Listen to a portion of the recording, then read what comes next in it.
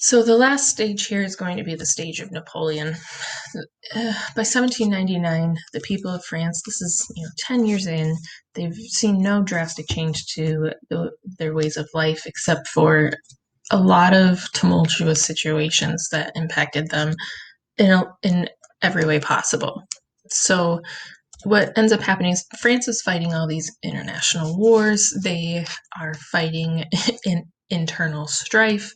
They're facing the reign of terror.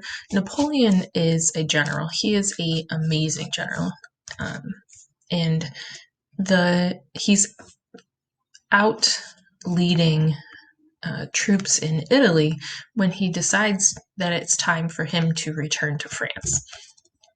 And when he does it, he honestly storms into the directory and takes over. He stages a bloodless coup d'état.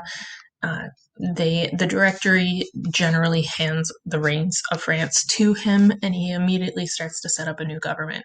He eventually will crown himself emperor, and while Napoleon is going to, continue to spur a lot of good things for France. Things that started during the revolution, like nationalism, a sense of nationalism, which can be a good unifying feature of a nation. Um, he is also going to increase the amount of warfare that France is fighting. Again, he is very successful, but as you probably know, he's also going to be defeated in a most epic way that will lead to his downfall. In the meantime, though, what has happened to the revolution? Well, on one hand, Napoleon does bring reform to France, very permanent reform. He passes a code of law. It's referred to today as the Napoleonic Code. He increases people's rights. He gives a lot more power to the people. He expands access to education. A lot of great things come from Napoleon for the French people.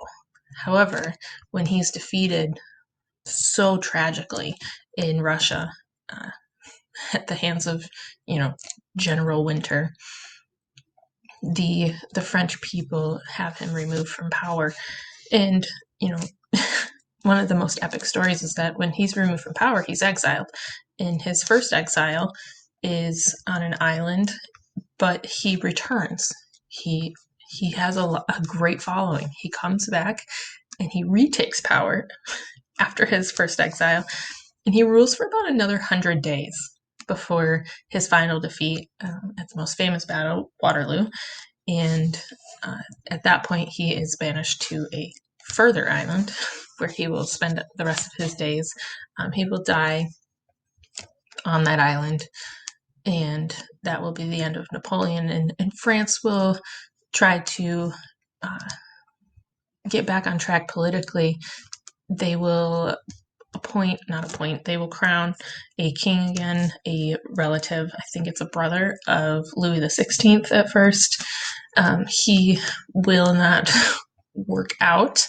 The thing about crowning a king is the assumption of power and the assumption of unchecked power. And so eventually another relative will be put on the throne. I believe it's a cousin the second time around. And things will work for France except when a king will start to step beyond the bounds of their power. When that happens, France will, take to the streets. This is the story of Les Miserables. That is an example of the king trying to overstep his bounds, and the people literally barricade themselves in the streets of France and fight the government until someone steps back. So that's the French Revolution in a very small nutshell. Again, I'm not sure why it's not part of the AP curriculum anymore. It is very relevant contextually to the era that we are in. So hopefully, as we study the Haitian Revolution and other revolutions and nationalist movements, because France is both, then we will also see some relevance to what happens in France.